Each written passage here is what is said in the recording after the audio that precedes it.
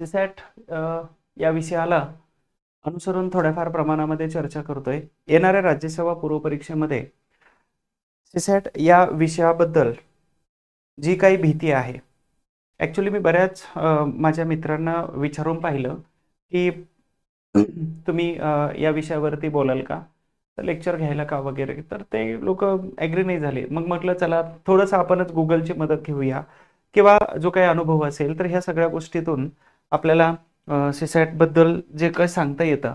कधी कधी काय असं असतं ना की थोडेफार वाक्य जे असतात, मेंटर असेल, मार्गदर्शक असेल किंवा अजून कोणी असो, तर यांचं थोडंसं जरी बोलणं कधी ऐकलं आपण, रोज ऐकतात तुम्ही, तर असं आपण येतो ना 24 तासातून 1 तासासाठी, अर्ध्या तासासाठी लाईव्ह वगैरे, तर असं ऐकल्यानंतर एक वेगळाच कॉन्फिडन्स येतो आणि एका वेगळ्याच आपण दुनियात जातो. म्हणजे हम भी कर सकते, ही वाली जी दुनिया असते ना, तर ह्या दुनियामध्ये जायला खूप मदत होते. त्याबद्दल आपण चर्चा करतोय.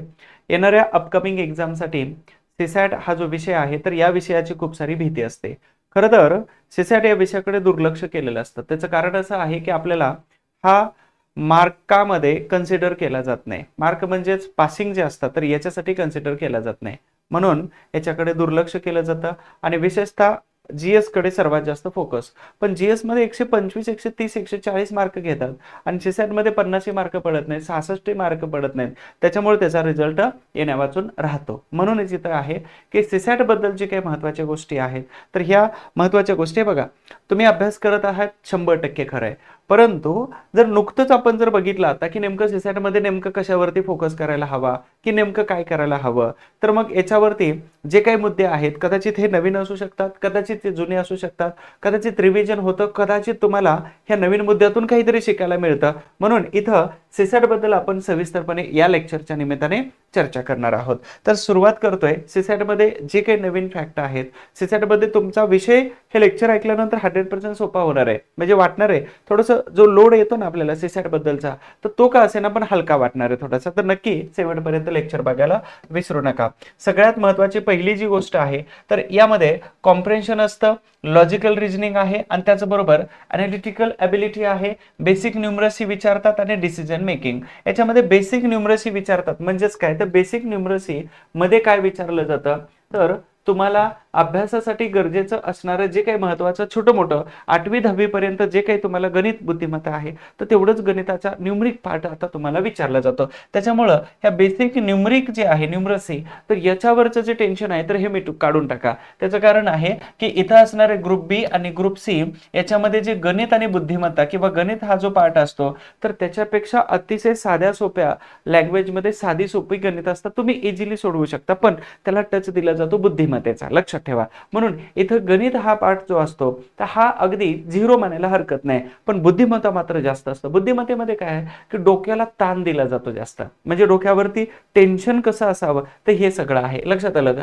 म्हणून याच्यात कॉम्प्रेन्शन आहे, डोक्याला हे तुम्हाला म्हणतो ना आपण की डोक्याला सतत काहीतरी काम द्यावं, तर कॉम्प्रेन्शन आहे. लॉजिकल रिजनिंग आहे. लॉजिकल म्हणजेच काय, तर तुम्हाला लॉजिक लावायचंय. लॉजिक लावायचंय म्हणजेच इथं 1, 2, 3 आणि 4 ऑप्शन जर दिले असतील, तर तुम्हाला चारही पैकी कमीत कमी 3 ऑप्शन किंवा चारीचे चारी सेम दिले जातात. आणि सेम जेव्हा दिले, आता हा गट ब आणि गट क च्या परीक्षेमध्ये जे येणारं बुद्धिमत्ता जे आहे, तर यामध्ये सुद्धा तुम्हाला सेम हे प्रॉब्लेम येत आहेत. म्हणून हे दोन्ही परीक्षेसाठी उपयुक्त असणारा हा व्हिडिओ असेल. ठीक आहे. हा, तुम्ही लाईक करा, सबस्क्राईब करा आणि सबस्क्राईब करायला विसरू नका, शेअर करायला विसरू नका. तर 4 ऑप्शन आहेत. मग याच्यात आपल्याला लॉजिक लावायचं आहे की हा पॅसेज वाचलेला आहे किंवा हा आलेला आहे तिथं, मग याच्यामध्ये याचं उत्तर काय असू शकतं, फक्त लॉजिक लावायचं आहे की याचं उत्तर 1 असू शकतं का, ठीक आहे, याचं उत्तर 4 नंबर असू शकतं का, तर याचं उत्तर 1 असेल का, की याचं उत्तर 3 नंबरचं असेल. म्हणजे हे लॉजिक लावणं म्हणतो ना, अच्छा हे इथं जाऊ शकतं, ते तिथं जाऊ शकतं, हे असं असू शकतं, आपण जसं विचार करतो ना, लाईक दॅट, की हे लॉजिक आहे. म्हणजे इथं लॉजिक आहे. अनालिटिकल ॲबिलिटी म्हणजेच आपली काय विचार बघते, ते क्षमता बघताय आपली, नाही तुम्ही याच्यापर्यंत जाण्यासाठी एबल आहात का, आलं लक्षात. म्हणून ही आहे. तर ह्या सगळ्या गोष्टींचा समावेश होतो. आणि 200 मार्कांचा पेपर असतो आणि ह्या पेपरमध्ये 33% पाडायचे, म्हणजे तुम्हाला 66 गुण मिळवायचे आणि अनिवार्य आहे. काठावरती 66 असाल तर तुम्ही क्वालिफाय होता जीएसचा पेपर चेक करण्यासाठी. त्याच्यावरती गेला तर चांगली गोष्ट आहे, परंतु ते कन्सिडर होत नाही तुमच्या जीएस मध्ये किंवा कट ऑफ मध्ये. सो पहिली गोष्ट क्लिअर झाली. उसके बाद सीसॅट अभ्यास करताना येणाऱ्या प्रमुख अडचणी कोणकोणत्या आहेत. आता याच्यावरती आपल्याला सगळ्यांना माहित आहे, पण कोणाचं तरी ऐकल्यानंतर आपलं क्लिअर होते की नाही यार हे पण अडचण आहे. लक्षात ठेवा, क्वांटिटेटिव्ह ऑप्टिट्यूड जे आहे म्हणजेच गणित, तर हे काही लोकांचं कमकुवत असतं.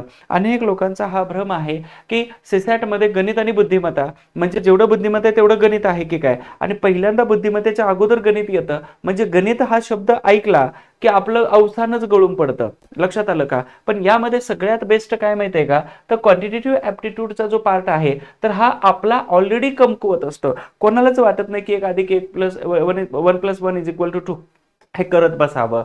अलग लक्षात, आपण काही कॉमर्स नाही की आपल्याला ह्या सगळ्या गोष्टी म्हणजेच करत बसाव्या आणि ह्या होणाऱ्या आहेत, कॅल्क्युलेटर घेऊन बसावं असं नसतं. मग आकडेमोड करत बसावे लागते आणि हे प्रत्येकाचा भाग हा अवघड असतो. काही लोकांना अपवादात्मक परिस्थितीमध्ये सोपा जातो, परंतु सीसॅट मध्ये गणित जे आहे तर नाच्या बरोबर आहे. आणि जरी असलं स्किप जरी केलं तरी तुम्हाला कॉम्प्रेन्सिव्ह मध्ये, म्हणजे इथं मी तुम्हाला सांगितलं होतं कॉम्प्रेन्सिव्ह किती येतात माहितीये का, 125 प्रश्न, 125 फक्त पॅसेज वरती सोडवले तर तुम्हाला क्लिअर होता. बाकीचं काहीच करायची गरज नाही. तरी पण बुद्धिमत्ता एवढं सोपं असतं की तुम्ही सगळं बुद्धिमत्ता ॲक्युरेट सोडवू शकता. लॉजिकली अर्थातच ते बरोबर येतच. लक्षात ठेवा 125. आता इथं काय आहे, गणित हे नगण्य आहे त्याच्यामुळे त्याची भीती काढून टाका. हे तुम्हाला ग्रुप बी आणि ग्रुप सी मध्ये खूप चांगल्या गोष्टी आता कामी येणार आहे. गणिताची भीती जी असते ना, तर विशेषतः नॉन मॅथ्स बॅकग्राऊंडचे काही लोक विद्यार्थी असतात तर त्यांना विशेषतः भीती वाटते. म्हणजेच या माझं तर बॅकग्राऊंडच नाही, माझं तर 10वी पर्यंतच गणित आहे, त्याच्यानंतर आर्ट चाललेलं आहे, त्याच्यानंतर आता ग्रॅज्युएशन झालं तरी पण मला गणिताचा आकडेमोड काय कळत नाही, फक्त अकाउंटवरती आलेले पैसे आणि झालेला खर्च एवढ्याच बेसिक गोष्टी मला जर कळतात तर मग मी गणितामध्ये अर्थातच कच्चा आहे असं वाटतं कधी कधी. पण प्रॅक्टिस केल्यानंतर माणूस हा परफेक्ट होतो, या वाक्यावरती विश्वास ठेवा तुम्ही सगळेजण. ठीक आहे, आता बघूया की अर्थात बॅकग्राऊंडच नाही गणिताचं, मग त्या लोकांना असं वाटतं न्यूनगंड असतो, न्यूनगंड असतो. ओके, न्यूनगंडाबद्दल मला एक आता आठवलं, लेटेस्ट सांगतो की मी तुम्हाला एका माझ्या मित्राचं नवीन झालेलं उदाहरण दिलं होतं, जो ब्रिस्टॉल मधून पीएचडी करतोय. तो मित्र इथं आला होता, आलं लक्षात, आणि तो मित्र इथं आला आणि त्याच्यानंतर मग काय झालं की आम्ही बराच वेळ अनेक विषयावरती संशोधनाच्या निमित्ताने वेगवेगळ्या विषयावरती मी इथं चर्चा करत होतो. आता इथं चर्चा करत असताना त्यांच्याकडून मला ज्या काही गोष्टी मिळाल्या, म्हणजे इंटरेस्टिंग गोष्टी असतात आणि प्रत्येक वेळी आम्ही काही ना काही नव्याने शिकण्याचा प्रयत्न करत असतो. ओके, नव्याने नव्याने काहीतरी काहीतरी हा शिकण्याचा प्रयत्न करत असतो. न्यूनगंड नावाची जी संकल्पना आहे तर त्याच्याबद्दल मी तुम्हाला सांगतो की त्यांनी असं काही सांगितलं. डॉक्टर लहू गायकवाड यांनी लिहिलेलं सावित्रीबाई फुले, एका लग्नामध्ये हे पुस्तक मी जवळपास 140 वाटले होते, म्हणजे दिले होते वधूच्या वतीने. तर वडिलांना दिले आणि त्यांना सांगितलं वाटून टाका. तर त्यातले काही शेवटचं पुस्तक राहिलं होतं, 10 पुस्तक ठेवले होते, त्यातले सगळे दिले एकमेकांना, प्रत्येकाला गिफ्ट केले. एक पुस्तक शेवटचं राहिलं होतं आणि ते पण म्हटलं आज देऊन टाकावं.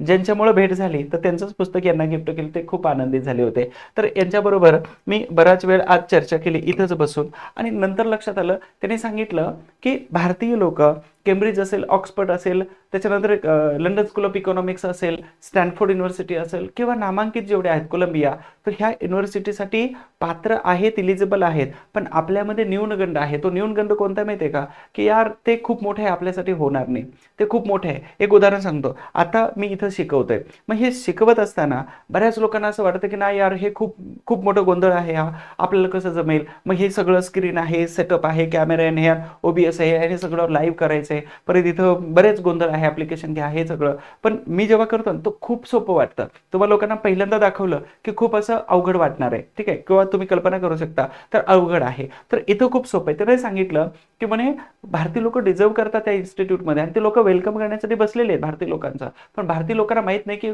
प्रोसेस काय आहे. भारतीय लोकांना हे माहीत नाही की लंडन स्कूल ऑफ इकॉनॉमिक्स असेल, ऑक्सफर्ड असेल, स्टॅनफोर्ड असेल किंवा केम्ब्रिज असेल, ह्या विद्यापीठात जाण्यासाठीची प्रोसेस काय आहे. इथं आपल्याला माहीत नसतं, न्यूनगंड असतो. म्हणून इथं न्यूनगंड आहे की सीसॅट मध्ये गणित नाही, ठीक आहे, पण गट ब आणि गट क मध्ये गणिताशिवाय पर्याय नाही आणि त्याच्याशिवाय तुम्ही पास पण होणार नाही. आणि फार वर्षापासून गणिताचा बिलकुल आपल्याला संबंध नसतो, काहीच संबंध नसतो. आणि त्याच्यामुळे काय होतं की बेसिक संकल्पना ज्या असतात ना, बेरीज करणं, वजाबाकी करणं, भागाकार करणे, गुणाकार करणे, तर ह्या बेसिक कन्सेप्ट ज्या असतात ते ह्या सगळ्याच्या सगळ्या आपल्या विसरलेल्या असतात. आणि विसरलेल्या असल्यामुळं हा विषय जो आहे तर हा आपल्याला खरंच खूप अवघड वाटून जातो, खूप अवघड वाटतो. आणि ही जी अवघड वाटण्याची जी संकल्पना आहे ना, तर ही तुम्हाला भीती घालते मनामध्ये, लक्षात ठेवा. म्हणून याच्यामध्ये गणित नाही हे लक्षात ठेवा. आणि तुम्ही पॅसेज जरी सोडवले तरी 125 मार्क घेताय, 125 मार्क घेताय. एक प्रश्न 2.5 मार्काला असतो, लक्षात ठेवा. आणि त्यातल्या त्यात पुढचे 5 जर प्रश्न सोडवले ना डिसिजन मेकिंगचे, डीएमचे, तर हे पुढचे 5 प्रश्न सोडवले तर तुमचा एकही प्रश्न कट होत नाही, एकही मार्क कट होत नाही. उदाहरणार्थ 1, 1.5, 2, 2.5, 1, 1.5, 2, 2.5, लक्षात ठेवा. डिसिजन मेकिंगला 1, त्याच्यानंतर 1.5, त्याच्यानंतर 2 आणि बरोबर एकदम असेल तर त्याचा 2.5. म्हणजे तुमची कुठलाही ऑप्शनला तुक्का मारा, तुम्हाला मार्क फिक्स मिळून जातात. लक्षात आलं. एवढं सोपं आहे, खूप सोपं आहे. हा, पास होतं तिथं. याच्यानंतर आता पुढील महत्वाचं, कॉम्प्रेशन मध्ये अडचण जाणवते. कॉम्प्रेशन मध्ये अडचण का जाणवते माहिती आहे का, तर आपलं वाचन कमी असतं, ठीक आहे. तर व्हिडिओ पण टाकलेले त्याच्यावरती, न्यूजपेपरचं महत्व काय आहे. का कदाचित तुम्ही एकाने बघितलेलं नाही, तो भाग नंतरचा आहे, ठीक आहे. बघितला असेल तर कमेंट करून सांगा मला बघितलंय म्हणून. तर कॉम्प्रेन्शन मध्ये अडचण काय माहिती आहे का, तर इंग्रजीचं वाचन आपलं कमी आहे, बरोबर का. बरं, इंग्रजी बरोबरच आपलं मराठी भाषेचं सुद्धा वाचन कमी आहे. आपण बसलो रट्टा मारत, कोणकोणता, हा, तर 5 क्वेश्चन शेवटचे असतात डिसिजन मेकिंगचे. तर आपण रट्टा मारत बसलोय इतिहास, भूगोल, विज्ञान, राज्यशास्त्र, अर्थशास्त्र आणि चालू घडामोडीचे टॉपिक, सब्जेक्ट झालं. याच्या व्यतिरिक्त न्यूजपेपर, अवांतर पुस्तक. मला असं वाटतं तुम्ही ज्या शहरामध्ये राहता त्या शहरामध्ये, त्या शहरामध्ये अवांतर पुस्तक एखादं वाचनाचं जर मागवलं तर तुमचं काय बिघडणार आहे. तुमच्या विहिरीचं पाणी आटणार आहे, गोठ्यामध्ये असणारा 5-10 लाख रुपयाचा बैल पळून जाणार आहे, काय होणार, काय तुमचं का वजन कमी होणार आहे, उंची कमी होणार आहे, डोक्यावरचे केस पळून जाणार आहेत, कुठं काहीच नाही होणार आहे. मी काय म्हणतो की हे सगळ्या गोष्टी जर केल्या ना तर खूप भारी इफेक्ट होतो ना. मग तुम्ही करायला हवं होतं, नाही करत आहे. मग मला वाटतं की अवांतर वाचनाच्या पुस्तकातलं रोज 1-2 पान जर वाचलं असतं तर 100% तुमचं ओक्याब वाढलं असतं, 100% ओक्याब वाढलं असतं. रोज तुम्हाला नवीन नवीन वाक्य बोलताना अ, आ, इ, उ हे जे होतात ना, हे हे आलं नसतं बिलकुल. तर ह्याचा फायदा तुम्हाला कंटिन्यू बोलण्यामध्ये होतो, फ्लो येतो आपल्या बोलण्यामध्ये. नवीन नवीन शब्द, जड जड शब्द डिस्क्रिप्टिव्ह मध्ये हेच लिहायचे राजांनो, ठीक आहे, राणींनो, ठीक आहे. तर अशा पद्धतीनं इथं मराठी पण नाही आणि इंग्रजीचं पण अडचण आहे. मग हे कमी असल्यामुळं ठराविक मराठी भाषेचे जर पॅसेज सोडले तर इंग्रजी भाषेचा पॅसेज आपल्याला सुटत नाही. कारण का, तर लवकर आपल्याला ओकॅब कळत नाही, अर्थ कळत नाही आणि ते न कळाल्यामुळं मग त्याला नेमकं काय म्हणायचं तेच काय कळत नाही. आलं लक्षात. त्याच्यामुळं इथं इंग्रजीचं वाचन कमी आहे. वाचन कमी असण्यापेक्षा सगळ्यात महत्वाचा शब्द म्हणजे इंग्रजीची भीती आपल्याला जास्त बसलेली आहे पहिल्यापासूनच आहे. जे चांगले आहे त्यांना पण बसते कधी कधी, म्हणजे डॉक्टर पण कधी कधी आजारी पडतात, तशा कॅटेगरीमध्ये हा शब्द गेला, ठीक आहे. आणि इथं पण प्रश्न समजायला वेळ लागतो आणि हे प्रश्न समजायला वेळ लागला. एका पॅसेजवर 5 प्रश्न असतात, 5 प्रश्न नाही, ट्रेंड बदललेले आता. एका पॅसेजवर 1 किंवा 2, एका पॅसेजवर 5 किंवा एका पॅसेजवर एकच प्रश्न देतात. तुमचा वेळ कसा जास्त खावा तर ही प्रोसेस यांनी करून ठेवलेली आहे. पुढं आता बरेच विद्यार्थी उत्तराचा अर्थ समजून न घेता चुकीचा पर्याय निवडतात. आपल्याला एक सवय लागलेली आहे, प्रश्नामध्ये जो शब्द आहे ना तो पॅसेजमध्ये शब्द बघायचा आणि मग त्याला गोल करायचं आणि त्याचं उत्तर. मग त्याचं उत्तर एकच नसतंय, त्याचे उत्तर अनेक असतात, मल्टिपल असतात. मग मल्टिपल आन्सर मध्ये आपल्याला कळतं की याचं उत्तर तर हे, कारण जवळचा शब्द तो आहे, नातेवाईक तो आहे ना त्याचा. मग इथं आपली फसगत होते. तर असं करायचं नाही. फक्त एवढंच आहे याच्यामध्ये सगळ्यात महत्वाची गोष्ट म्हणजेच काय, तर समजून घेणे.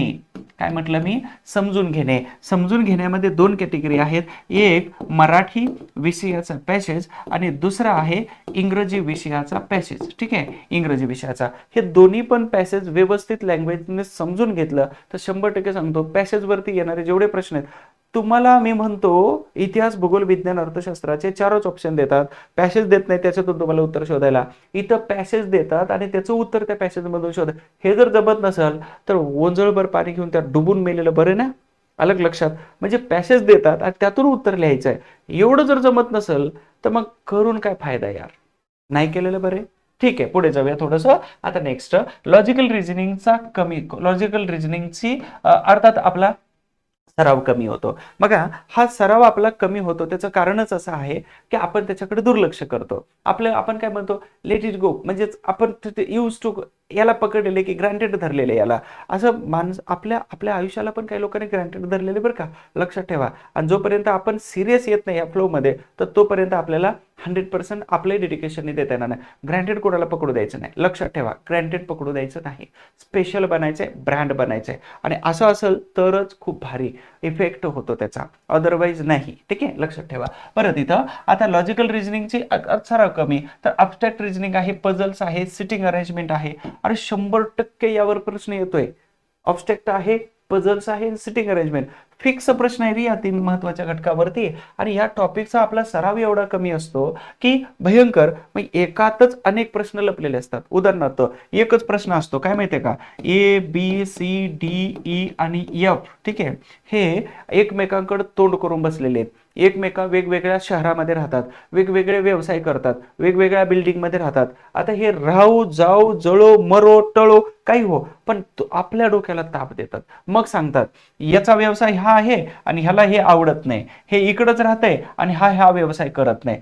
काय गरज पडली आयोगाला असलं प्रश्न विचारतं, ते डोकं चेक करतं तुम जागेवर आहे की नाही, हे बरोबर आहे का, हे सगळं जागेवर आहे की नाही, याच्यासाठी तुम्हाला हे सगळं जोडून देतं हे. आणि मग याच्यात काय असतं माहितीये का, एकच मोठा क्वेश्चन देतं, ओके, आणि एका क्वेश्चन मध्ये 1 2 3 4 कधी कधी 5 एवढे प्रश्न देतं. म्हणजे त्याच्यामध्ये काय, तर एकाच प्रश्नामध्ये भरपूर वेळ जातो. त्याचं कारण आहे की आपलं प्रॅक्टिस नसतं, बरोबर आहे. म्हणून प्रॅक्टिस करायचं आहे, ठराविक टॉपिकचं प्रॅक्टिस करा. ठराविक टॉपिक म्हणजे याच्यामध्ये जसं सिटिंग अरेंजमेंट असेल, डायरेक्शन असेल, बरोबर. त्याच्यानंतर इथं पझल्स असतात, त्याच्याबरोबर अब्स्ट्रॅक्ट रिझनिंग आहे. तर हे जे आहे, तर याचा सराव जर केला व्यवस्थित, तर 100% तुम्हाला हे रिझनिंग वाले जे क्वेश्चन आहेत तर 100% सुटून जातात. म्हणून फक्त सराव गरजेचा आहे. आणि फक्त अर्धा 1 तास करा. आता 1च तास करा परीक्षेच्या अगोदर, 1 तास करा, 2 तास करा. प्रत्येकाचा 1 तास 2 तास आणि वेगवेगळे प्रकार असतात त्याच्यात. समजा एखादं सिटिंग अरेंजमेंट जर घेतलं, तर सिटिंग अरेंजमेंटचे जे टाइप्स असतात, त्याला टाइप्सला आपण काय म्हणू, प्रकार म्हणूया. तर हे जेवढे प्रकार असतात, उदाहरणार्थ याचे तुम्हाला बसण्याचेच 5 प्रकार असतात. आता संध्याकाळचा सोडून हा बसण्याचा कार्यक्रम, तर बसण्याचे 5 प्रकार असतात. मग ह्या 5 प्रकारामध्ये तुम्हाला फक्त एक प्रकार लक्षात ठेवायचा आहे की हे आलं तर फॉर्म्युला कोणता वापरायचा, हे आलं तर कसं सोडवायचंय, आणि मग त्याला ABCD कुठून लिहायचे आणि एंड कुठं करायचंय, ह्या सगळ्या गोष्टी आहेत. म्हणून इथं जे आहे ना, तर हे प्रकार फक्त लक्षात ठेवा. 2 तास अगोदर अभ्यास करा, ती 1 तास अगोदर अभ्यास करा, बघून जा. फक्त काहीच करू नका, फक्त काय करा, 18 सेकंद 17 सेकंद बघा. 18 सेकंद बघितलं की विनयभंगाची केस दाखल करेल तुमच्यावरती. त्याच्यामुळे फक्त त्याच्याकडे थोडा वेळ बघा, लक्षात ठेवा आणि विसरून जा. म्हणजे विसरून जावे, परीक्षेला जा, तर तुम्हाला 100% त्याच्यावरती प्रश्न सुटणार आहे. म्हणून असे अनेक प्रश्न जर आले तर 100% याच्यामध्ये तुम्हाला फायदा होतो. लक्षात राहील, ठीक. परत पुढे जाऊया थोडंसं. टाइम मॅनेजमेंटचा अभाव असतो. टाइम मॅनेजमेंट म्हणजे आपण रोज नवीन घेतो पण, आणि रोज वेगवेगळे जुन्या प्रकारचे वेगवेगळे घड्याळ असतात आपल्याकडे. पण असं असतं ना की टाइम मॅनेजमेंट जमत नाही. आणि अनेक लोकांच्या अपयशाचं कारण आहे टाइम मॅनेजमेंट. लक्षात आलं का. परीक्षेच्या अगोदर अशा वस्तू जर नवीन विकत घेतल्या, तर हे बॉडीचे हार्मोन्स जे आहेत ना, तर हे म्हणतो ना आपण, हॅपी हार्मोन्स तयार होतात, क्रिएट करतात ते. आणि मग ते तुम्हाला आनंद देतात. किती जरी नाराज झाला, किती जरी दोष देणारी लोक, किती जरी तुम्हाला टाळाटाळ केलं, किती जरी तुम्हाला प्रचंड डिप्रेशन असेल, तरी तुम्हाला हे हॅपी हार्मोन्स हे तुम्हाला हॅपी बनवतात. मग टाइम मॅनेजमेंटचा अभाव असतो. रोनाल्डोला एकदा विचारलं, तुम्ही एवढ्या लाखो करोडोचं घड्याळ का घालता. कारण 50 रुपयाचं 100 रुपयाचं घड्याळ पण तेच टायमिंग दाखवतं, आणि करोडो रुपयाचं घड्याळ पण तेवढंच टायमिंग दाखवतं, तेच टायमिंग दाखवतं. पण तुम्ही एवढं शेअर मधलं घड्याळ. त्यांना सांगितलं रोनाल्डोनी की तुमच्या हातामधलं जे घड्याळ आहे ना, तर ते घालणाऱ्या व्यक्तीची कॅपॅसिटी, घालणाऱ्या व्यक्तीचा जो काही रुतबा आहे ना, स्टेटस आहे, ब्रँड आहे, तर हे घड्याळाची किंमत त्याच्यावरून त्या माणसाचा स्टेटस कळतो. म्हणून चांगलं एकच वस्तू घ्या, पण ते क्वालिटीची घ्या. 6 महिन्यानंतर घ्या, वर्षानंतर घ्या, पण 100% असंच घ्या. ठीक आहे, लक्षात घ्या. आता इथं बघूया टाइम मॅनेजमेंट आहे. मग टाइम मॅनेजमेंट आपण का कमी पडतोय? सगळ्यात महत्त्वाचं, प्रश्नामध्ये एकाच प्रश्नामध्ये अनेक वेळ जातो, अनेक वेळा आपला तिथंच टाइम निघून जातो आणि याच्यामुळे होतं काय माहिती आहे का? तर मग पेपर पूर्ण कव्हर होत नाही ना. मग आपल्याला काय होतं, पुढचे प्रश्न साधे सोपे असून पण आपल्याला सोडवता येत नाहीत. लक्षात. म्हणून एकाच प्रश्नावरती हे बघा, म्हणजे शेवटच्या लेक्चरमध्ये सांगणारच आहे. हा प्रश्न क्वेश्चन आहे, क्वेश्चन नंबर 1 आहे. ठीक आहे, याचा 1, 2, 3 आणि 4 आहे. तुम्हाला क्वेश्चन सोडवताना ट्रिक वापरायचं. कोणकोणत्या? हा प्रश्न मला जमतोय, देन इथं ओके करणार आहे मी आणि याचं उत्तर आहे काय? तर 2 नंबरचा पर्याय. ठीक आहे, 1 नंबरचा क्वेश्चन आहे, इथं केलं. आता याच्यानंतर मला याचं उत्तर अजिबात जमत नाही. मी काय करतोय, तर इथं असा क्रॉस करतोय. ठीक आहे, असं क्रॉस करतोय म्हणजे मला याचं उत्तर अजिबात जमत नाही, मी याच्याकडे बिलकुल जाणार नाही. सिग्नेचर्स लक्षात ठेवा, बनवा हे. आणि त्याच्यानंतर अजून एक तिसरा ऑप्शन आहे की मला हा क्वेश्चन जो आहे, हा क्वेश्चन मला जमतोय पण मला परत एकदा विचार करावा लागणार आहे. मग मी काय करतोय, तर ह्या क्वेश्चनला मी गोल करतोय, सर्कल, म्हणजे पुनर्विचारार्थ ठेवलेला प्रकार. लक्षात आलं का?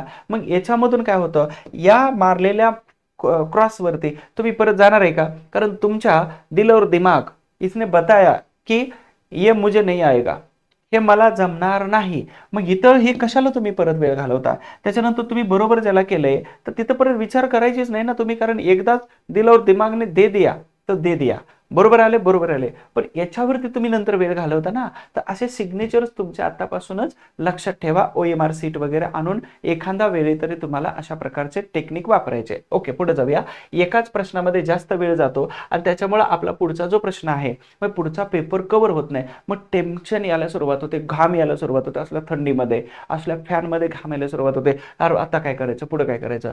परीक्षेच्या दरम्यान वेळेचा प्रचंड दबाव असतो आणि वेळेच्या दबावामुळं आपल्या सिले मिस्टेक होण्याचे चान्सेस जास्त असतात. त्याचबरोबर वाचन फास्ट होत नाही, वाचन फास्ट होतं पण प्रश्नाचं उत्तर कळत नाही. मग ह्या सगळ्या ज्या समस्या आहेत ना, ह्या भयंकर आहेत. म्हणून एक गोष्ट लक्षात ठेवायची फक्त, की इथं पहिल्यापासून बस AK-47 खांद्यावरती लावायचे आणि फायरिंगला सुरुवात करायचे. पण स्पीड पण तेवढंच भारी मेंटेन करायचे, बॅलन्स करायचं. स्पीड वरती नाही गेलं पाहिजे, खाली नाही गेलं पाहिजे, नाहीतर मग तुमचं बॉडीचं टेम्परेचर वाढवतात ते. नेक्स्ट काय आहे, तर सीसॅटला कमी महत्व देणं. आतापर्यंत हेच करत आलो म्हणून तर सीसॅट आपलं कमी आहे. आजच्या लेक्चर नंतर 100% तुमच्या सीसॅट बद्दलचे जेवढे काही ग्रह असतील तर ते कमी झाल्यासारखे वाटणार आहेत. अजून एक दुसरी गोष्ट, सीसॅट बद्दलचे जे काही पूर्वग्रह होते तर हे कमी वाटतील आणि त्याचबरोबर जी भीती वाटत होती तर हे पण कमी होणार. कारण का, याच्यावर बोललं पाहिजे ना कोणीतरी. मग सीसॅट वरती एवढं बोलले असतील बरेच लोक, पण मला असं वाटतं की हा नवीन अपडेट होणारा जर व्हिडिओ असेल तर तुम्हाला 100% याचं ओझं कमी झाल्यासारखं वाटणार आहे. सो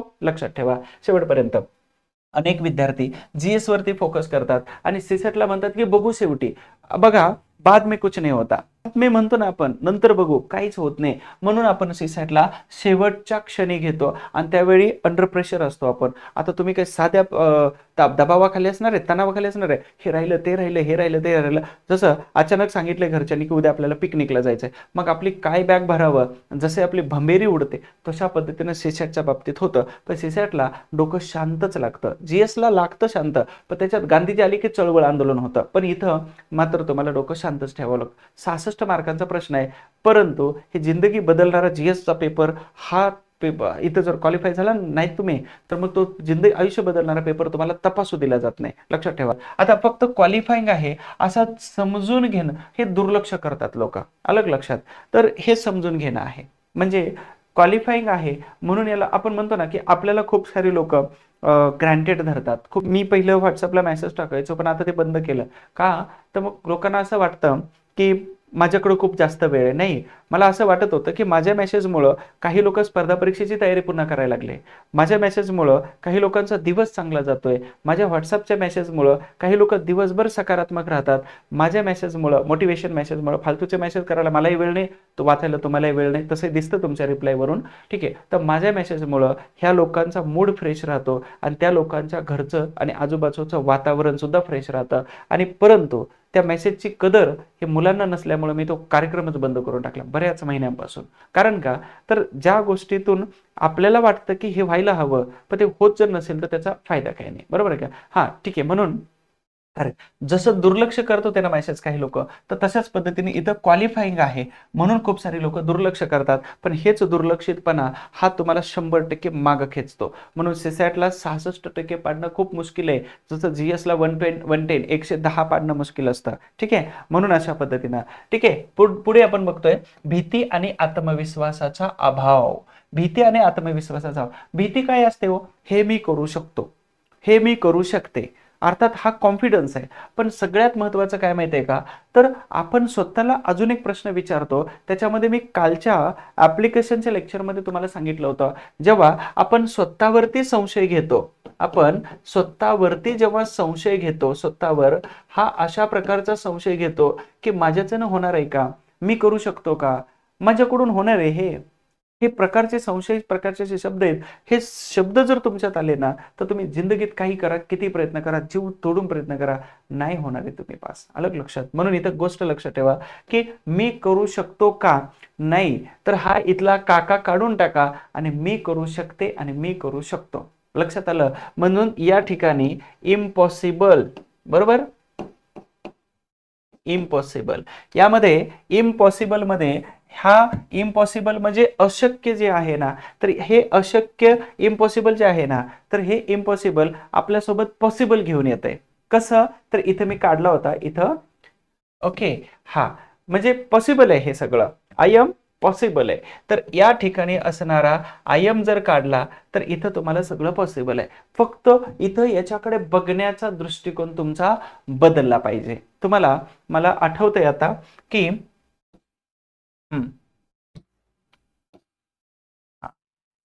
याला कमेंट करायचे सगळ्यांनी. ही रील तर तुम्ही सगळ्यांनी बघितली असणार आहे, परंतु याला कमेंट करायचे की तुम्हाला काय दिसतंय, हे तुम्हाला काय दिसतंय, हे तुम्हाला काय दिसतंय, कमेंट करायचे. पटकन कमेंट करा, सगळ्यांनी कमेंट करा.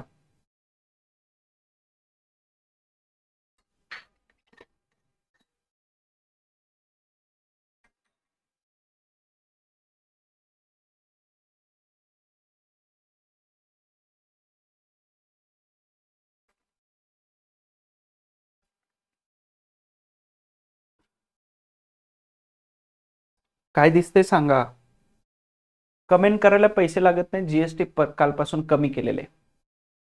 ठीक आहे, लक्षात ठेवा.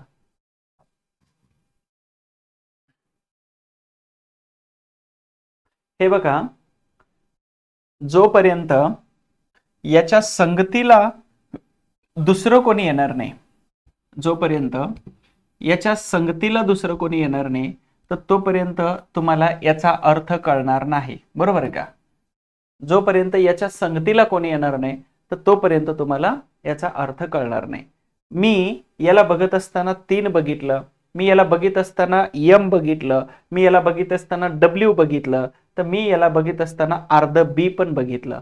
परंतु जोपर्यंत याच्या संगतीला दुसरं कोणी आलं नाही ना, तर तोपर्यंत याचा अर्थ पूर्ण झाला नाही. तुम्ही वेगवेगळं टाकलंच, एम टाकलंय, ड टाकलेले, किंवा अजून बरोबर भरपूर 3 टाकलं, भरपूर काय काय टाकलं होतं, बरोबर का? पण जोपर्यंत याच्या संगतीला दुसरं कोणी येणार नाही, तर तोपर्यंत तुम्हालाही लक्षात येणार नाही की हे नेमकं काय आहे. आलं लक्षात? म्हणून तर म्हणून या ठिकाणी काय आहे की जोपर्यंत तुम्ही तुमच्यावर घेतला जाणारा जो संशय आहे ना, की नाही यार मी करू शकतो का किंवा मी करू शकते का, तर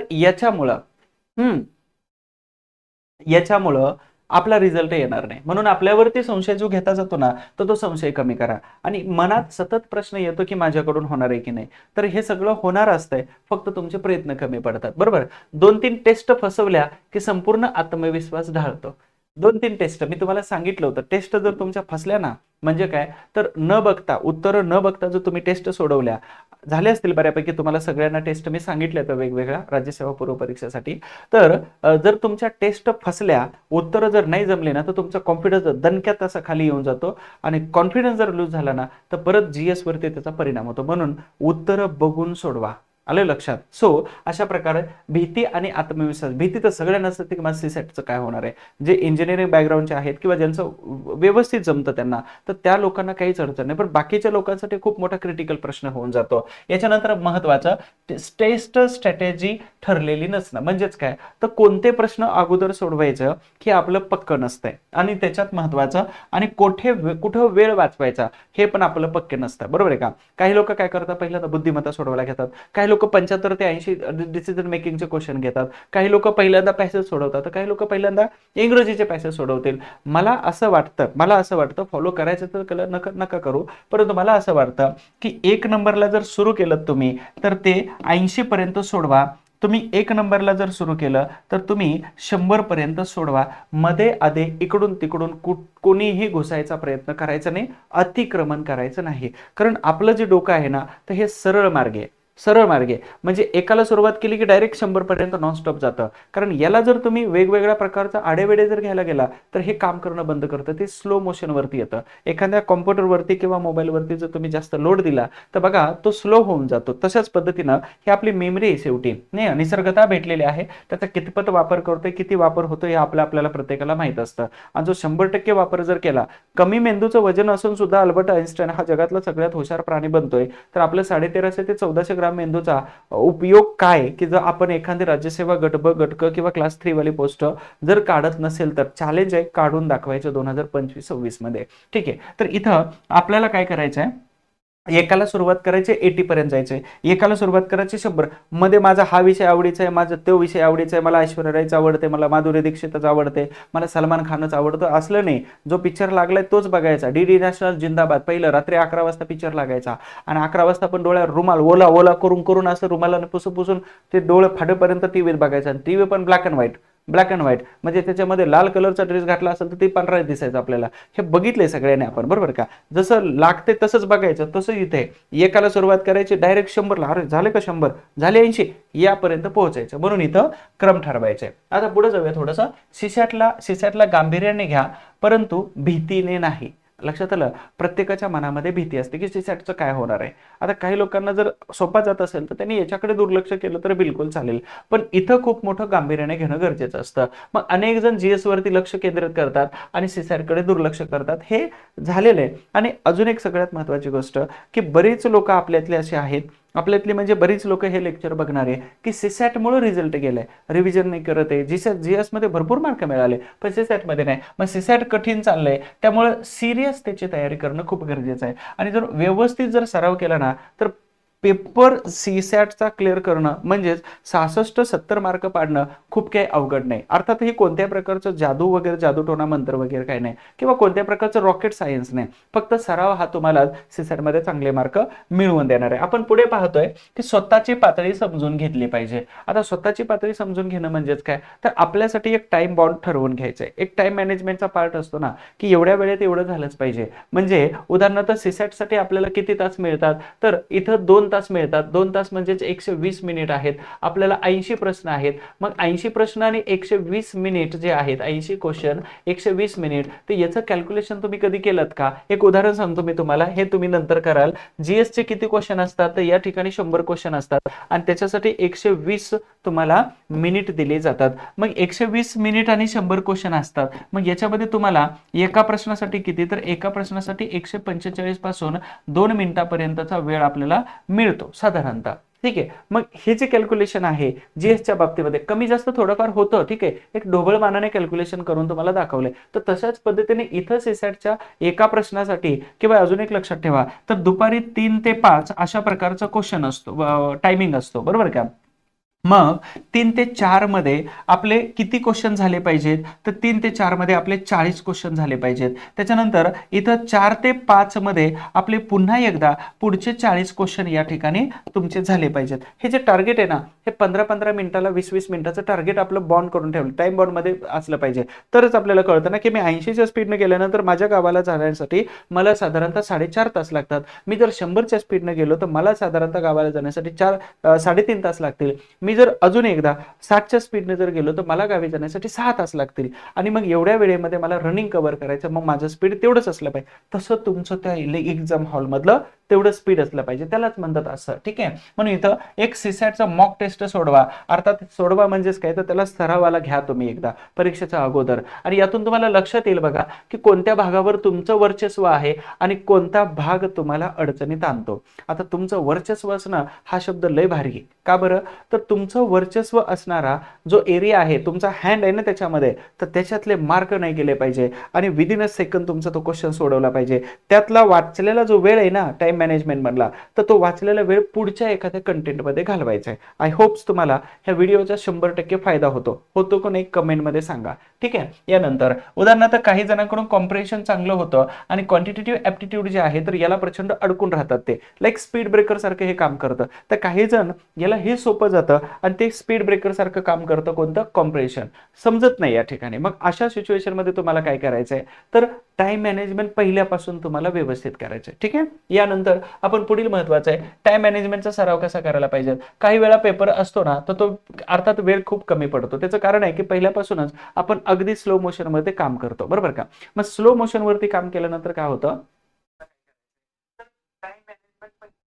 स्लो मोशन वरती काम करतो. मग स्लो मोशन मध्ये काम केल्यानंतर काय होतं की पुढचा वेळ मॅनेज होत नाही. मग आपल्याकडे घड्याळ असतं, घड्याळाकडे बघतो, किंवा इतर ठिकाणी घड्याळ असतं, घड्याळाकडे पाहतो, आणि घड्याळाकडे पाहत असताना मग काय होतं की आपल्याला थोडंसं घाम यायला सुरुवात होते आणि दबावाखाली जातो आपण, आणि दबावाखाली उत्तर चुकण्याची शक्यता जास्त असते. सो पहिल्यापासून असं, आणि वेळेत प्रश्न सोडवण्याची जर सवय लावली, आता सवयीवरती येतो. सवय म्हणजेच माणूस ह्या सवयी नावाच्या गोष्टीचा खूप मोठा गुलाम आहे, लक्षात घ्या. आणि मग तुम्ही फक्त सवयीचे गुलाम बना, ही सवय तुम्हाला राजा बनवल्याशिवाय राहणार नाही. तुम्ही सवयीचा गुलाम बना, ही सवय तुम्हाला राजा बनवल्याशिवाय राहणार नाही. परंतु त्या वेळेची आणि योग्य आणि चांगली सुधारण्याची सवय असली पाहिजे.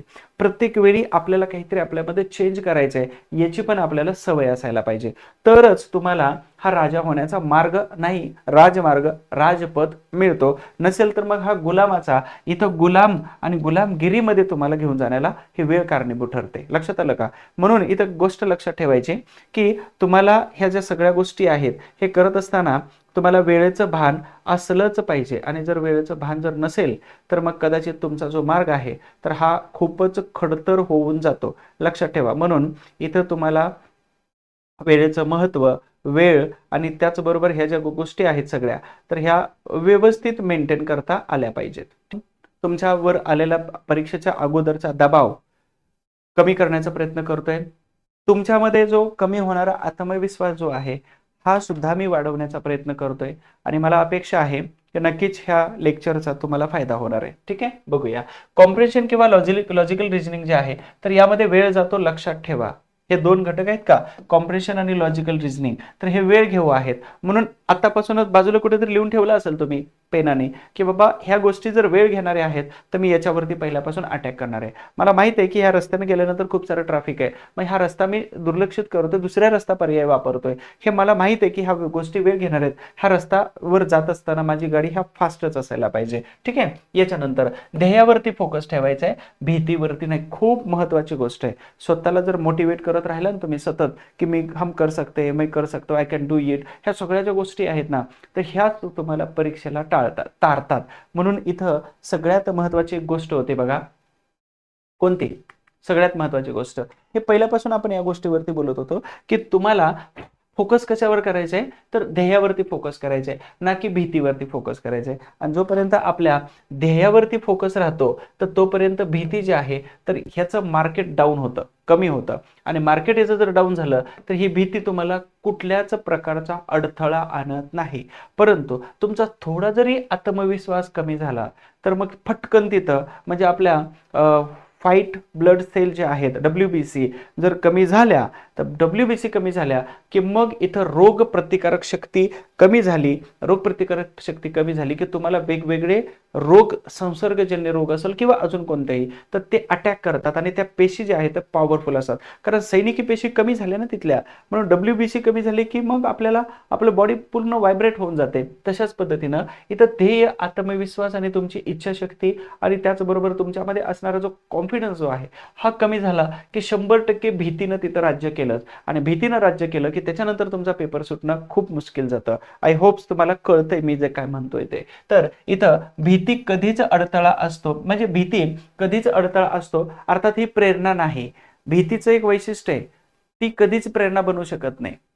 ती कधीच तुम्हाला मोटिवेट नाही करू शकत. भीती ही कधीच तुम्हाला मोटिवेट नाही करणार, कधीच तुमच्यासाठी प्रेरणा बनून येणार नाही.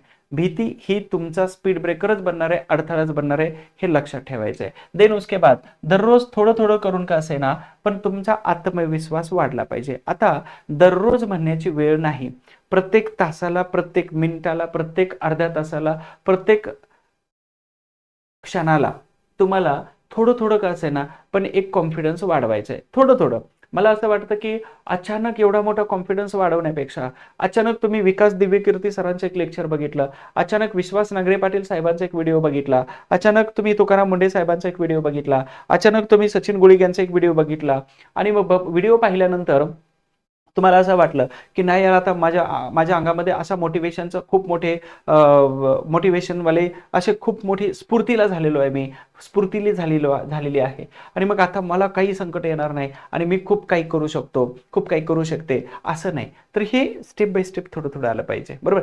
थेंबे थेंबे तळे साचे, त्या कन्सेप्टमध्ये हे होऊन जातं.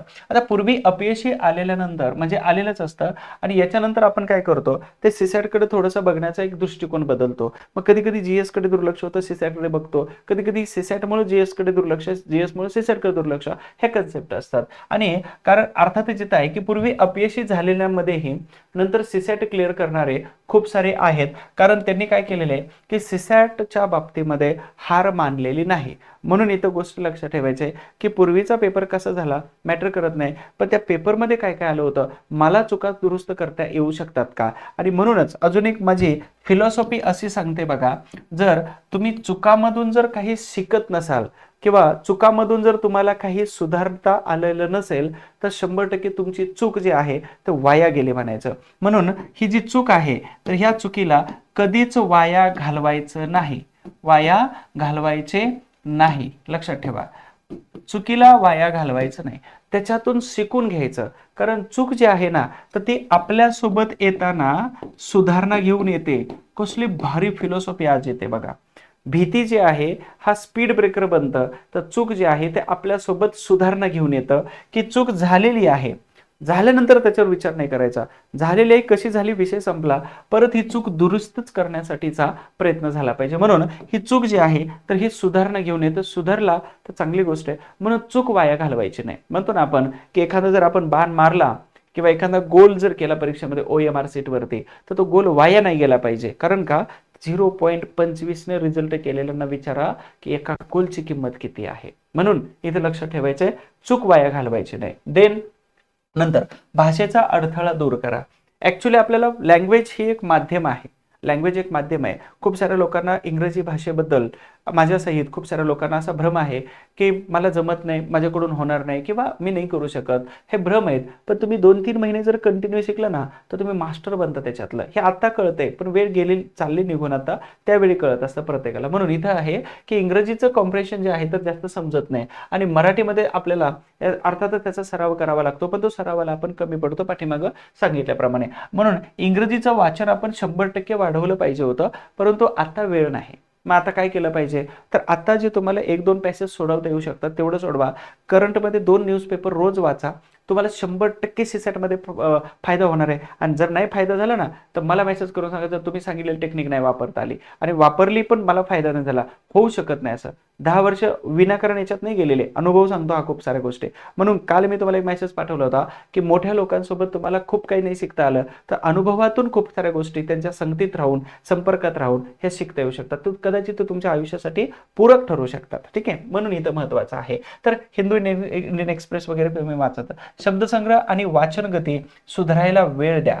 आणि हे तुम्हाला सुधारण्यासाठी जेव्हापासून आपली टॉपर्स बॅच सुरू झालेली आहे फक्त 25 ची, तर तेव्हापासून तुम्हाला पहिल्यापासून सांगत होतो की न्यूजपेपर तुम्ही वाचा. काही लोक अपवाद जर सोडले तर कोणीच न्यूजपेपरकडे बघितलेलं सुद्धा नाही. काही लोकांनी मध्ये सुरू केलं, सोडून दिलं. काही लोकांनी सुरुवातीला वाचलं, सोडून दिलं. काही लोकांनी आता वाचायला सुरुवात केलं, तर काही लोकांनी कंटिन्यू वाचलेलं आहे. नाही असं नाहीये, पण कंटिन्यू वाचावं. परीक्षेच्या अगोदरच्या दिवसापर्यंत मी तर परीक्षेला जातानाही न्यूजपेपर घेऊन जातो आणि अगोदर बसून तो न्यूजपेपर वाचत राहतो. मला अपडेट राहायची सवय आहे. ठीक आहे, फायदा त्याचा होतो 100%. उसके बाद मन शांती आणि नियमितता ठेवली पाहिजे. आता मेडिटेशन आहे, योगा केलं की ह्या सगळ्या गोष्टी केल्यानंतर आपली सायकोलॉजी जी आहे नेहमी बिघडणारी, सायकोलॉजी जी आहे तर ही नेहमी बिघडणारी आहे आणि आपल्याला बिघडल्यानंतर याच्यावरती दुरुस्तीसाठी मरम्मत करावी लागते, दुरुस्ती करावी लागते. परंतु ही जेव्हा सुधारलेली असते, तर ही सुधारलेली असते तर त्यावेळी याच्याकडे दुर्लक्ष केलं जातं. परंतु दोन्ही अवस्थेत आपण मनस्थितीवरती काम केलं पाहिजे, चांगल्या आणि वाईट मनस्थिती. मग कदाचित आपल्याला नेहमी मनस्थिती बिघडलेली असते, मग त्याच्यामध्ये तुम्ही काय करायचं आहे, तर शांत राहण्याचा प्रयत्न करायचा आहे. जशा पद्धतीनं समुद्रात मध्ये अर्थातच नदी आपलं तलाव जो आहे तर याच्यामधलं पाणी इकडून तिकडून मुवमेंट नाही करत आहे, तर ते शांत असतं तिथं पाणी. पण शांत असणारं पाणी कधी कधी आतमधून खूप सारा गोंधळ घालत असतं.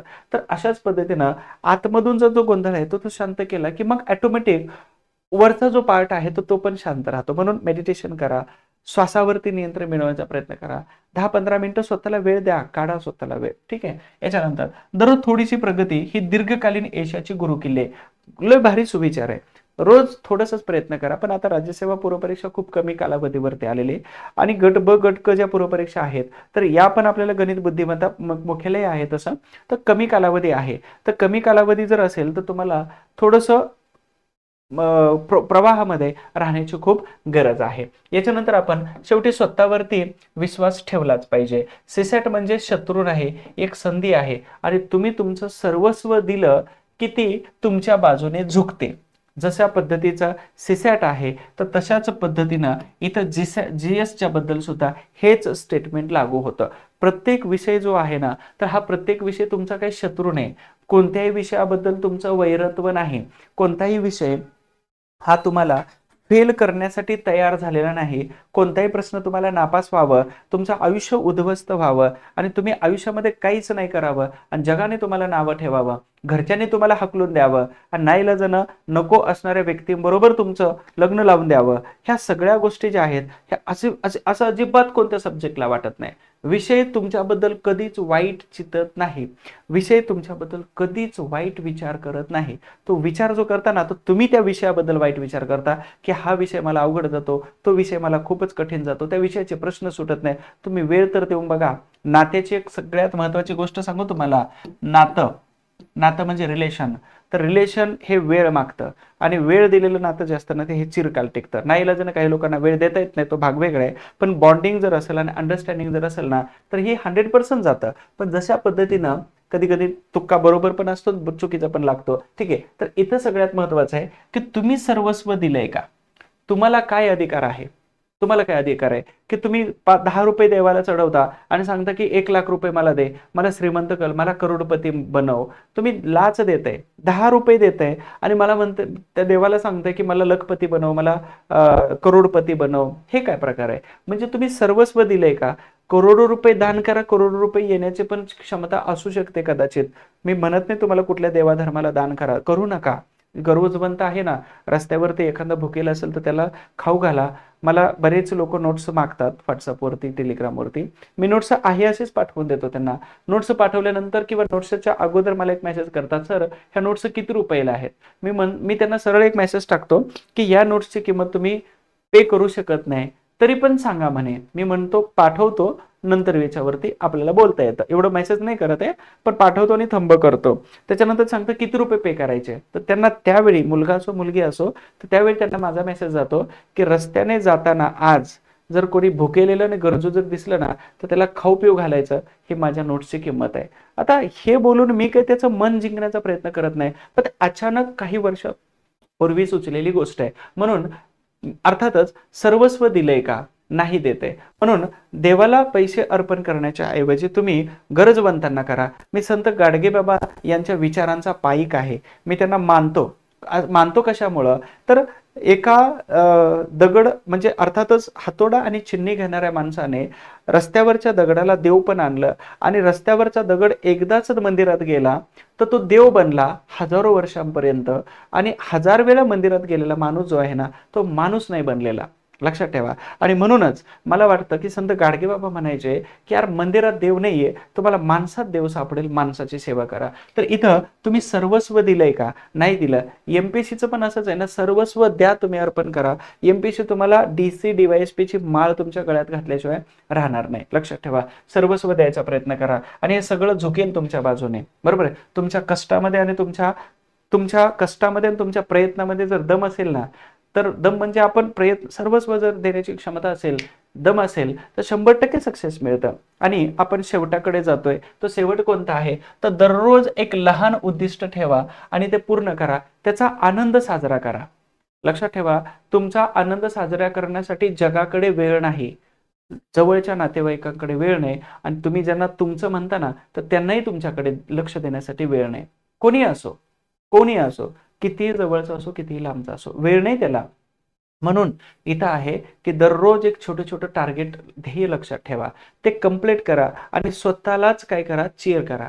आपल्यापैकीच एकाने मला सांगितलं की नाही सर, मी आज विज्ञानाचा पेपर सोडवला आणि त्या विज्ञानाच्या पेपरमध्ये माझे सगळे बरोबर आले. मी त्यांना पटकन काय म्हटलं असेल माहितीये का, म्हणे अरे वा छान झालं, मग आज तो आता स्वीट मार्टमध्ये लगेच जा आणि स्वीट मार्टमध्ये लगेच गेल्यानंतर एक गुलाबजामुन खा त्याच्याकडून, किती पैशाचा असो, गुलाबजामुन खा आणि आनंद साजरा कर. मी म्हटलंय आता काल, मला वाटतं 1-2 दिवसापूर्वीच आपल्यापैकी एकाला बोल, हा छोट्या छोट्या गोष्टीचा आनंद आहे ना तो आपणच सेलिब्रेट चीअर करता आला पाहिजे आपल्याला. आणि हे चीअर अप करण्यासाठी जगाला वेळ नाही तुमच्याकडे लक्ष देण्यासाठी, असं आहे. त्यानंतर बघा, मोठ्या गोष्टींपेक्षा दररोजची लहान गोष्ट जी आहे, यश आहे, हा तुमचा आत्मविश्वास वाढेल. लहान लेकरू तुम्ही अनुभवलं असेल, तुमचं असेल किंवा शेजारचे असेल किंवा आजूबाजूचे किंवा नातेवाईकांचं, कोणाचेही असो, लहान लेकरानं जर एखादा गोल काढला, त्याच्यामध्ये 2 डॉट मारले आणि खाली एक रेष मारली, तर ती रेष मारल्यानंतर ती जी इमोजी बनते ना ती स्माइली बनते आणि ते हसतंय, दात काढून नाही, फक्त हसतं ओठ बंद करून. तर लेकराला एवढं भारी वाटतं ना, ते आनंद साजरा करतं. पण आपण त्याच्याकडे बघून सिरियसने बघतच नाही त्याला. का? तर आपल्याला ते यूज टू झालेलं आहे. रोज एकमेकांना इमोजी पाठवून ते इमोजीची इज्जत घालवलेली आहे आपण. जशी आपल्याला नव्हती तशी त्याची घालवून बसलोय आपण, ते वेगवेगळे इमोजीची. आता उद्देश काय राहतो की लहान लेकरू जे आहे ना तर ते चीअर करतंय, या मैं जीत गया. उदाहरणार्थ म्हणजे आमच्या घरामध्ये असणारा छोटा चिरंजीव काही जरी काढलं तर ते ओरडतं, येस मैं जीत गया, आय एम विन. ठीक, हे छोटे छोटे असतात ना, हे त्यांना कळते, आपल्याला कधी कळायचं आहे. आनंद साजरा करा. आनंद साजरा करण्यासाठी तुम्हाला कोणाची परमिशन घेण्याची गरज नाही लागली पाहिजे. पहिली गोष्ट, आनंद साजरा करण्यासाठी तुम्हाला खूप मोठं IAS झाल्यानंतरच मी आनंद साजरा करेल असं नाही. अलग लक्षात. कधी कधी माझे मित्र मला विचारतात, व्यसन म्हणजे ड्रिंक का नाही करत आहे. एकदा चुकून माझ्या तोंडातून गेलं की यार IPS नाही बनलो, त्याच्यामुळे मी म्हटलं की आयुष्यभर ठरवलं की मी ड्रिंक नाही करणार आहे किंवा ह्या सगळ्या गोष्टी करणार नाही. परत माझं चुकलं, त्या ठिकाणी चुकलं, मी दुरुस्त केलं. पुढच्या वेळी मी म्हटलं की यार दिल नाही मानता, नाही प्यायचं, नाही करायचं काय व्यसन, मला नाही वाटत हे करावं. एक माझं उदाहरण, माफ करा मी माझं उदाहरण देतोय कारण मी तसं राहतो म्हणून मी मला उदाहरण दुसऱ्याचं देण्यापेक्षा मी माझं देतो. दुसऱ्यांचा भरोसा नाही ना आपल्या पाठीमागं काय करत असतील. कारण इथं मला बिन साखरेचा चहा पी जर एखाद्याला म्हटलेलं असेल, ते फुल टू साखरेचा चहा पिऊन येतं. हे अशी लोक नमुने असतात आपल्याकडे. ठीक आहे, सांगायचा उद्देश काय होता, तर छोट्या छोट्या गोष्टी आहेत ना, हा तुमचा आनंद वाढवतात, आत्मविश्वास वाढवतात. म्हणून लहान लहान गोष्टी आहेत ना त्याच्यात आनंद साजरा करायला शिका. लक्षात आलं का? यानंतर पुढं, नकारात्मक विचारावरती नियंत्रण ठेवा. हा व्हिडिओ 100% तुमच्या येणाऱ्या परीक्षेसाठी बूस्टर ठरणार आहे, म्हणून शेवटपर्यंत बघायचं आहे. बघा, नकारात्मक विचारावरती नियंत्रण ठेवा. स्टॉप करा. स्पीड ब्रेकर आल्यानंतर तुमच्या गाडीचा ब्रेक जो आहे, तुम्ही काहीही न सांगता दोन्ही ब्रेक ऑटोमॅटिक तुम्ही प्रेस करता ना, म्हणजे हातातला एक पायातला किंवा पायातले दोन्ही पण, जशा पद्धतीने इथं नियंत्रण ठेवता गाडीवरती, नियंत्रण ठेवता स्वतःचा तोल इकडं तिकडं जाऊ नये, म्हणजे भिंतीवरती किंवा इकडं तिकडं असा जातो तो भाग वेगळा आहे. इथं नियंत्रण ठेवताना तर तसं नकारात्मक विचार जे आहेत ना ते याच्यावरती नियंत्रण ठेवता आलं पाहिजे. आणि ज्याला हे जमतं ना तो विनर बनतो, तो विजेता बनतो. नेक्स्ट, मी हे करू शकत नाही अशा विचारांच्या ऐवजी मी हे करू शकत नाही हे जिंदगीत आलं नाही पाहिजे. आलंच नाही पाहिजे आपल्याला. प्रत्येक जण काही करू शकतो, फक्त दोनच गोष्टी करू शकत नाही, म्हणजे एकच गोष्ट करू शकत नाही. पुरुष फक्त त्याच्यासारख्याच किंवा मेल किंवा फिमेल ह्या जेंडरला जन्माला घालू शकत नाही. याच्या व्यतिरिक्त जगामध्ये दुसरी कुठलीच कोणतीच गोष्ट इम्पॉसिबल आहे, म्हणजे अशक्य नाही. आलं लक्षात? म्हणजे प्रत्येक गोष्ट शक्य आहे, फक्त पुरुष माणसाला जन्माला घालू शकत नाही. याच्या व्यतिरिक्त जगातली कुठलीच गोष्ट. चायवाला प्रधानमंत्री पण बनू शकतो, परंतु म्हणजे ह्या सगळ्या गोष्टी आहेत ना, म्हणजे कोई भी कुछ भी बन सकता है, कहा भी जा सकता है. तर अशा पद्धतीने इथं आलं. म्हणून मी प्रयत्न करेन, मी शिकेन, हा जो विचार आहे ना, तर हा तुमचा कॉन्फिडन्स वाढवू शकतो. याच्यानंतर नकारात्मकता ही आत्मविश्वासाचा शत्रू आहे. तुम्हाला शत्रू पाहिजे की मित्र पाहिजे? नक्कीच मला माहिती आहे की तुम्हाला मित्र पाहिजेत. मग शत्रूला का जवळ करायचंय? लक्षात आलं? नकारात्मकता जो आहे ना, तर ही नकारात्मकता आत्मविश्वासाचा शत्रू आहे. आणि नकारात्मकता जी आहे ना, तर ही तुमच्या प्रगतीमध्ये असणारा अडथळा आहे. मग तुम्हाला अडथळा आलेला चालेल का? नाही चालणार. मला खराब कपडे नाही चालत आहे, मला खराब जेवण नाही चालत आहे, मला खराब रस्ता नाही आवडत आहे. मग असे खराब विचार आणि नकारात्मक विचार का आवडतात? का त्यांना जवळ करतो? का नकारात्मकता येते? नाही आली पाहिजे, 100% नाही आली पाहिजे. म्हणून तुमच्या प्रगतीत असणारा अडथळा जो आहे फटकन दूर करायचा. आमच्या ग्रुपमध्ये माझ्या सक्सेस बद्दल जर कोणी सांगत नसेल, चर्चा जर होत नसेल ना, तर मी तो ग्रुप पटकन सोडतो. त्या ग्रुपला फक्त तेवढ्याच पुरतं लिमिटेड ठेवतो, त्याची बॉर्डर आखून ठेवतो की याच्यामध्ये कुठंपर्यंत राहायचंय.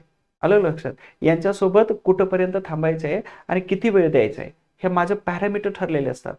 माणसं विनाकारण मोठी होत नसतात हो. मी अजून लहान आहे खूप, उदाहरण सांगतोय फक्त. माणसं विनाकारण मोठी होत नसतात, त्याने खूप काही पाठीमागं सोडलेलं असतं. आणि जेव्हा तुमच्याकडे सोडण्याची वृत्ती तयार होईल, जागी होईल, डेव्हलप होईल, फंक्शनिंग करेल ना, तर त्यावेळी पाठीमागचे सगळे अनवॉन्टेड जे म्हणतो ना बिनकामाचे, हे सगळे दोर तुटतील. तुमचं स्पीड बघा कसं बुंगाट लागेल. ठीक आहे? बघा आता याच्यानंतर स्वतःशी सकारात्मक बोलणं, पॉझिटिव्ह सेल्फ टॉक करा. पॉझिटिव्ह सेल्फ टॉक करा. मी करू शकतो यार, मी करू शकतो, प्रत्येक वेळी मी करू शकतो. म्हणजे कॉन्फिडन्स बूस्ट करण्यासाठी एक आपल्या बॉडीमध्ये फंक्शनिंग करणारे पार्ट जर आपण जागी करतो ना, तर ती आहे की पॉझिटिव्ह सेल्फ टॉक करा. स्वतःला बोला ना तुम्ही, आय-एस का नाही होऊ शकत, आय-एस का नाही होऊ शकत. 21व्या वर्षी पण एखादा मुलगा किंवा मुलगी आय-एस होते, 39व्या वर्षी पण मुलगा किंवा मुलगी आय-एस बनते, 37व्या वर्षी पण आय-एस आय-पी-एस बनतात, 75व्या वर्षी डोनाल्ड ट्रम्प राष्ट्राध्यक्ष बनू शकतात. इथं बराक ओबामा 52व्या वर्षी रिटायरमेंट घेऊ शकतात, 2 वेळा राष्ट्रपती बनून. तर मग आपण का कमी पडतोय? आपला फक्त सेल्फ टॉक जो असतो ना पॉझिटिव्ह, तो हा नाही. स्वतःशी सुसंवाद म्हणतो ना आपण, स्वतःशी सुसंवाद, तर हा आपण कधीच करत नाही. म्हणून कधी कधी स्वतःबद्दल 5 ओळी लिहा, कधी कधी स्वतःची स्तुती करा. जगाला वेळ नाही तुमची स्तुती करण्यासाठी. कधी कधी स्वतःच्या निगेटिव्ह गोष्टी ज्या आहेत ना, नाही यार सचिन तू आज ह्या सगळ्या गोष्टी केल्या, ह्या चुकीच्या होत्या, ह्या नाही करायला पाहिजे होत्या, हे स्वतःला बोला ना तुम्ही. हे तुम्हाला एनर्जी देते. आलं लक्षात? देन उसके बाद यशाच्या आठवणी लक्षात ठेवा. काय भारी वाक्य आहे हे, भारी वाक्य आहे. यशाच्या आठवणी लक्षात ठेवा. तुम्ही जर 13 वर्षापूर्वी एखाद्या डिपार्टमेंटला जर नोकरीला लागला असाल ना, तर ती तारीख लक्षात ठेवा. सेलिब्रेट करा, केक आणा, जेवायला जा, बाहेर फिरायला जा, नवीन कपडे घ्या, स्वतःसाठी वस्तू घ्या नवीन, सेलिब्रेट करा. तुम्ही जर 5 वर्षापूर्वी एखादी अचिव्हमेंट केलेली असेल ना, तर लक्षात ठेवा. आलं लक्षात? ह्या सगळ्या गोष्टी आहेत ना, तर ह्या लय मॅटर करतात. आणि अजून एक सांगतो, संघर्षामध्ये पुरावे जतन करून ठेवा. संघर्षातले पुरावे जतन करून ठेवा. कारण सक्सेस झाल्यानंतर लोक तुमचा संघर्ष हा विसरून जातील आणि म्हणतील सहज झालेला आहे किंवा सहज झालेली ही नाही. तर संघर्षामधले पुरावे लक्षात ठेवा. मी पुण्यातल्या ज्या एरियामध्ये राहिलो पहिल्यापासून, तर त्या एरियामधले पुरावे अजून आहेत की मी जे काम करत होतो, मी जो काही संघर्ष करत होतो, ते लोक अजून बोलतात, यार सचिन तू ते करत होता, आठवते का तुला? मला आठवते. म्हटलं मी कसं विसरल, कारण ते जर केलं नसतं तर आज हा सचिन गोळी घडलाच नसता. लक्षात आलं? म्हणून संघर्षामध्ये आपले पुरावे लक्षात ठेवायचे, पुरावे जतन करून ठेवा. कारण सक्सेस झाल्यानंतर हीच लोक तुम्हाला तुमचं प्रमोशन ऑटोमॅटिक करतील. नाही यार, याचा संघर्ष किंवा ह्या मुलाचा संघर्ष आम्ही डोळ्याने पाहिलेला आहे. लक्षात आलं का? म्हणून ह्या गोष्टी खूप मॅटर करतात. तर यशाच्या आठवणी जतन करून ठेवा. छोटं मोठं का असेना, मी एखादी वस्तू घेतली की माझ्या डायरीमध्ये मी त्याची डेट लिहून ठेवतो. आणि जेव्हा कधी मी डायरी काढतो, तर तेव्हा मला ती डेट आठवल्यानंतर वाटतं, अरे यार किती छान आहे. मी आज माझ्या वॉचचा सेल बदलण्यासाठी गेलो. डायलच्या आतमध्ये जळगावच्या एका एकदम वयोवृद्ध बाबांनी माझ्या घड्याळाला सेल घातला होता 2022ला. त्या घड्याळाचा सेल गेला होता. जेव्हा मी घड्याळाचा सेल बसवण्यासाठी गेलो, तर तेव्हा त्या मावशीनं मला सांगितलं की तुमचा सेल 2022ला टाकलेला आहे IBMच्या समोर. तेव्हा माझ्या लक्षात आलं की त्या बाबांना मी एक क्वेश्चन केला होता. जळगावचे होते, वयोवृद्ध होते, मुलं मुली अमेरिका, युरोप खंड किंवा अमेरिका इकडे होते. आणि त्यांना विचारलं की तुम्ही हे एवढं वयामध्ये हे का करता. त्यांनी सांगितलं, हा छंद आहे माझा आणि हा छंद मला जिवंत ठेवतोय, छंद मला रोज जगण्याची प्रेरणा देतोय, याच्यातून इन्कम बघत नाही. मुलं आणि मुली मला सांगतात की नाही तुम्ही जॉब नका करू, तुम्ही घरामध्ये बसा, नातवांसोबत तुम्ही एन्जॉय करा. नाही म्हणे, माझा छंद जगत असताना, जोपासत असताना मी जीवन जगतोय. ह्या सगळ्या गोष्टी मॅटर करतात ना. म्हणून अपयश यशाच्या आठवणी लक्षात ठेवा. जेव्हा मी डेट बघतो ना की हे मी घड्याळ घेतलेले, हा ड्रेस घेतलेला आहे, लक्षात येतं यार हा ड्रेसला मला आता एवढी वर्ष झालेली, ह्या घड्याळाला एवढी वर्ष झालेली आहेत. म्हणून कधी कधी आपलं गुगल जे आहे हे तुम्हाला रिमाइंड करते की 7 वर्षापूर्वी, फेसबुक रिमाइंड करतं 8 वर्षापूर्वी कसा दिसत होता. अचानक एकदा आय थिंक मला वाटतं 13 वर्षानंतर, अचानक 13 वर्षानंतर आग्र्याच्या ताजमहलाच्या समोर बसून मी त्यावेळी एक फोटो क्लिक केला होता. तो फेसबुकला तेव्हा टाकला होता. तर तो फोटो मला रिमाइंड आला आणि हे रिमाइंड आलं. मी म्हणलं यार मी त्यावेळी कसा दिसत होतो. फक्त चेहऱ्यावरती एक स्माईल आली. आलं लक्षात. पण यशाच्या आठवणी लक्षात ठेवा, जतन करून ठेवा. ह्या तुम्हाला 100% आनंद देतात छोट्या छोट्या. यानंतर मागच्या वेळी जेव्हा तुम्ही एखादं कठीण काम पूर्ण केलं होतं ना, तर ते लक्षात ठेवा की तो काम करत असताना तुम्हाला करावा लागलेला संघर्ष किती होता. आलं लक्षात. काम करत असताना करावा लागणारा जो संघर्ष, दुःख, प्रॉब्लेम्स कोणते होते, किती अडचणीवरती मात करून तुम्ही ते सक्सेस मिळवलेलं आहे, ते यश हे तुम्हाला लक्षात ठेवता आलं पाहिजे. हे तुमचा कॉन्फिडन्स बूस्ट करतं. एखादा पास्ट सक्सेस आठवा आणि ते तुम्हाला आता देखील शक्य आहे हे तुम्ही म्हणू शकता. लक्षात आलं का. आता देखील शक्य आहे असं म्हणू शकता आणि तुम्ही करू शकता. त्याच्यानंतर तयारीतून आत्मविश्वास वाढवा आणि तो वाढतोच. तयारी करा, एवढी तयारी करा की आपला आत्मविश्वास वाढलाच पाहिजे. बघून प्रश्न सोडवा, म्हणजे आता सरावाचे 100% तुमचा आत्मविश्वास वाढतो. तयारी जरी नसली, भीती वाटते ना, बरोबर ना. आणि तयारी असेल तर आत्मविश्वास वाढतो. मग आता तुम्हाला भीती पाहिजे, शत्रू पाहिजे की तुमचा मित्र पाहिजे. मग ह्या दोघांना मी वेगवेगळी नावं देतो. ही भीती म्हणजेच काय आहे, तर हा तुमचा शत्रू आहे. आणि हा आत्मविश्वास काय आहे, तर हा तुमचा मित्र आहे. आणि हा मित्र हा तुम्हाला पुढे घेऊन जाणार आहे. आणि हा जो शत्रू आहे तर हा तुमचा स्पीड ब्रेकर बनतोय. आता चॉईस इज युअर्स, की कोणतं चॉईस करायचं, चूज करायचंय, कोणतं निवडायचंय, मित्र की शत्रू चांगला.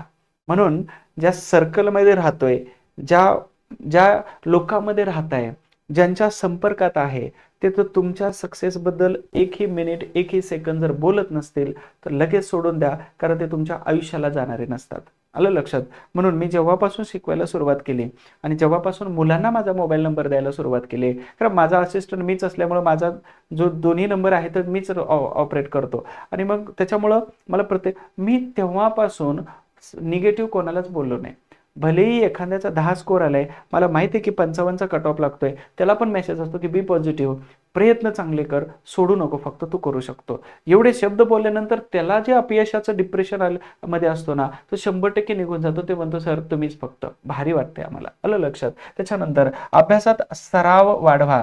सीसॅट आहे, सराव जास्त प्रश्न करा. आणि सीसॅट आहे आणि जीएस याचं भरपूर वाचन झालेलं आहे. काळजी करू नका, शेवटच्या क्षणामध्ये सुद्धा आपल्याला आपल्या बाजूने निकाल लागू शकतो, बाजी पलटू शकते. आलं लक्षात. म्हणून या सीसॅटच्या निमित्ताने थोडंसं बूस्टर टाईप काम करायचं होतं मला. आणि ह्या सीसॅटचा पेपर सोडवण्यासाठी ज्या पाठीमागच्या ज्या काही ट्रिक्स सांगितल्या होत्या, 100% तुम्हाला त्या ट्रिक्सचा 100% फायदा होणारच आहे. निर्विवादपणे हा व्हिडिओ तुम्हाला नक्कीच फायदेशीर ठरणार आहे. आणि मी अपेक्षा करतो की या व्हिडिओच्या माध्यमातून येणाऱ्या सीसॅटचा पेपर सोपा जाईलच, परंतु जीएसच्या पेपरसाठी लागणारा जो काही कॉन्फिडन्स होता, जो काही तुमचा शत्रू तुमच्यासोबत आतापर्यंत होता, कदाचित तो आता निघून चाललाय बाहेर, निघून चाललाय. मित्र जवळ येतोय तुमच्या, का लेक्चर चालू आहे अजून आणि त्याचबरोबर तुमच्यामध्ये जे निगेटिव्हिटीचं जे काय अशी बुरशी चढल्यासारखं जे चढत होतं ना, ते पण हळूहळू निघून चाललंय. कारण निगेटिव्हिटी हा तुमचा स्पीड ब्रेकर आहे आणि आत्मविश्वास हा तुमचा अगदी प्लेन रस्ता आहे, जसा समृद्धीचा हायवे वगैरे असू शकतो. कदाचित ह्या व्हिडिओच्या माध्यमातून तुमचा GS आणि CSAT पेपर जर चांगला 100% जाणार आहे आणि हा जाण्यासाठी माझ्याकडून नेहमी तुम्हाला शुभेच्छा आहेतच. आपले जर काही प्रश्न असतील तर तुम्ही कमेंट बॉक्समध्ये विचारू शकता. तुम्ही असं काही करा की जगाने तुमच्यासारखं करण्याची इच्छा व्यक्त केली पाहिजे. मला माझ्या मार्गदर्शकाने अशा प्रकारचा एक वाक्य वापरलं होतं, ते हिंदीमध्ये होतं, मी मराठीमध्ये टाकलं की सचिन कुछ करो ऐसा की दुनिया चाहे तुम्हारे जैसा. अशा प्रकारचं वाक्य होतं. कदाचित हे वाक्य तुम्हालाही लागू पडतं. तुम्ही असंच प्रयत्न करा, तुम्ही असं स्वतःला सिद्ध करून दाखवा की येणाऱ्या काळामध्ये उदाहरण तुमचं दिलं पाहिजे. अभ्यासाच्या बाबतीमध्ये, प्रशासनाच्या बाबतीमध्ये, प्रत्येक गोष्टीच्या बाबतीमध्ये, डिसिप्लिनच्या बाबतीमध्ये आणि आज्ञाधारीच्या पण बाबतीमध्ये जगाने तुमचं उदाहरण दिलं पाहिजे की नाही याच्यासारखं करायचंय, हिच्यासारखं करायचंय, यानं कसं केलं असेल. अतिशय प्रतिकूल परिस्थितीमध्ये, अतिशय अवघड कठीण परिस्थितीमध्ये सुद्धा याने नाद सोडला नाही तो MPSCचा. बरोबर आहे का? हा, म्हणून अशा पद्धतीनं तुम्हा सगळ्यांना CSAT पेपर, GS पेपर आणि येणाऱ्या अपकमिंग एक्झामसाठी वैयक्तिक माझ्या एकट्याच्या फौजेकडून तुम्हा सगळ्यांना खूप खूप शुभेच्छा आहेत. ही पूर्ण फौज तुमच्यासोबत आहे, घाबरून जाऊ नका. आणि जेव्हा सकारात्मकतेची फौज तुमच्यासोबत असते ना, तर जगातलं कुठलंही युद्ध हे तुम्ही ते सहजरित्या जिंकू शकता. म्हणून स्वतःमध्ये एक फौज समजा सकारात्मकतेची. प्रचंड मोठा हिमालयासारखा डोंगर समजा, जो तुमचं कधीही स्पीड ब्रेक करणार नाही. हा तुमचा पहाडासारखा जो डोंगर आहे, अर्थात आत्मविश्वासाचा, हा कधीच ढासळणार नाही. अतिशय भक्कम बांधकाम आहे त्याचं, त्याच्यामुळे तो ढासळू देऊ नका. आणि येणाऱ्या परीक्षेमध्ये आपलाच डंका वाजला पाहिजे. बरोबर आहे का? आपलाच डंका वाजला पाहिजे. अशाच पद्धतीने प्रयत्न पण करायचे. तुम्हाला खूप खूप शुभेच्छा आहेत. Thank you so much.